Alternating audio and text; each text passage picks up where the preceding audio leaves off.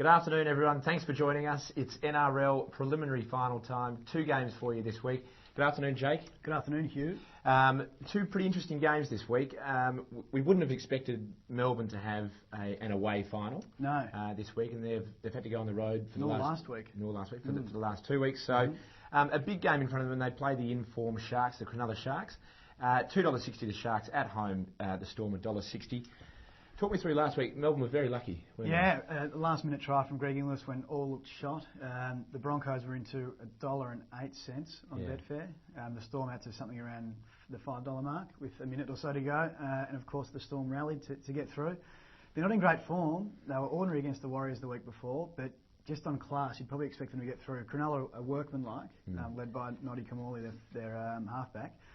But yeah, I mean, just touching on the class factor there, they're going to be without their captain certainly this week, Cameron Smith.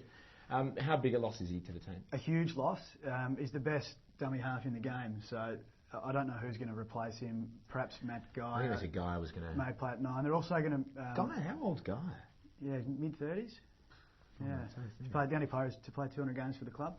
The Storm also lose Ryan Hoffman, the second rower for the New South Wales and Australia, who's a gun. It was just grapple and chicken wing tackles. I love the term. Oh, the Storm are mint. Aren't they great? Yeah, fabulous. But that said, I'm going to go with the Storm purely because my father would disown me if I said otherwise. And probably fair enough. He'd probably disown you for other things as well, actually, that he doesn't know about. Very likely. We'll just keep that. I won't tell him. Is this live? We are live, actually. We can probably go back and cut it. Yeah. They do seem to just get the job done when it really matters. So $1.60 Melbourne, $2.60 the Sharks. The Sharks under 12.5, $3.80, over 12.5, 6, and the Storm $3 under 12.5 and plus 12.5, $2.70. Manly versus the New Zealand Warriors. Yeah. At Manly. The Warriors have had a good little run though. They've been valiant in this final series on the back of this. The twilight of Ruben Wickie's career, who's been a stalwart of the NRL for 15 years or so.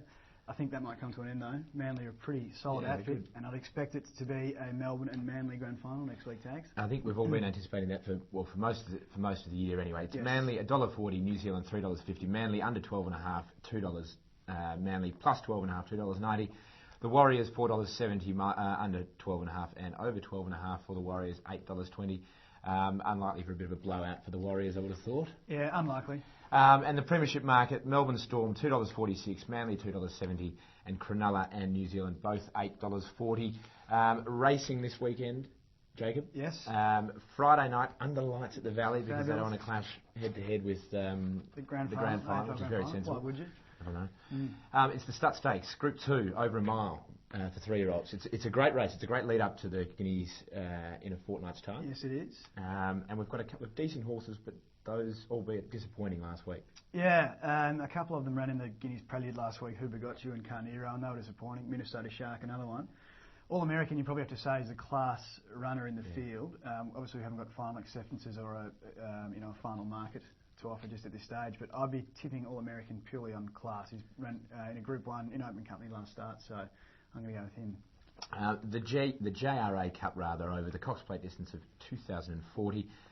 Davil Moon, as it's listed here, she's going to start. It's the typo, that one. Yeah, she's going to have her first crack at 2,040 since the Cox Plate, I think, from last year. Yeah, so that's right. It's Turnbull over 2,000. So it's the same course, but she should probably start favourite here, and she's put in a couple of pretty dour runs, but front running and pretty game performances. She's got a good group of horses here. Casual Pass, Largo Lad, Scenic Bullet, Causeway Queen, who ran very well last week. Yeah, it was actually the McKinnon, I meant to say before, that she started favourite in on Derby Day.